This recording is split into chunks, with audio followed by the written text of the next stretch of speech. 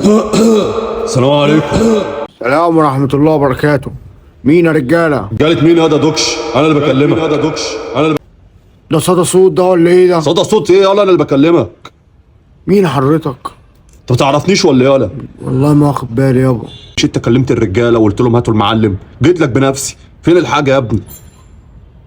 يالا يا دوكش. وربنا ما قلت معفن ولا قلت اي حاجة. معفن ايه يا ابني؟ وربنا ما قلت معفن. يا حبيبي انا ما حدش قال لي ان انت شتمتني قلت معفن، قالوا لي امال ان ايه يا باشا؟ مش انت معاك صفقه الاثار اللي انت لقيتها؟ طب معايا. فوق كده معايا. كفاية يا انت باشا. مش عارفني ولا ايه؟ وربنا ما قلت معفن يا باشا. عفن ايه؟ وربنا ما قلت معفن. يا ابني ايه فوق معايا يا ابني فوق. انا المعلم ابراهيم ننوس اخو اسماعيل عنخ امون. يا نهار فراعنة، ده انت نورت الدنيا يا باشا، وغلاوة نورت الله الدنيا. يخليك يا دوكش. الله الله يخليك. يبارك لك يا باشا. اديني الحاجه بقى خلينا نمشي يلا. اديني الحته. خد يا باشا. ايه ده؟ ده الملك المطرشم، ده من الأسرة 45. 45؟ 45 عصافرة كان عنده فيلا على البحر. انت عايز تستهبلني ياد ولا ايه؟ غلاوة أمي أبدا. جايب لي بتاعه حمرا من ايه ده؟ ايه التمثال لونه احمر يا ده؟ باشا ده زيبق، زيبق أحمر. هو يا ده باشا. الزبق؟ أيوه يا باشا.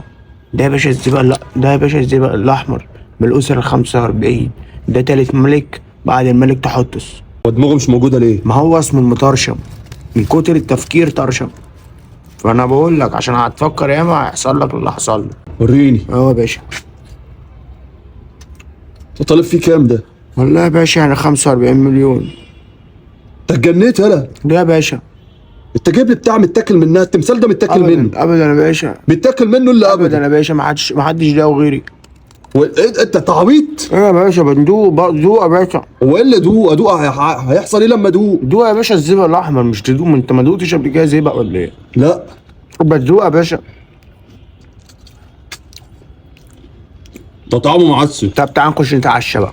نتعشى ايه؟ انت مجنون ولا ايه؟ يا باشا ما انت مفكر، ما هو ده السحر اللي فيها يا باشا. ده انت تسيب له حته كده شبه البورس الديل يكمل. فاهمني؟ يعني ده بيكبر لوحده؟ ايوه يا باشا بيكبر، حطه في الميه بس. سيبه في الميه 3 ايام.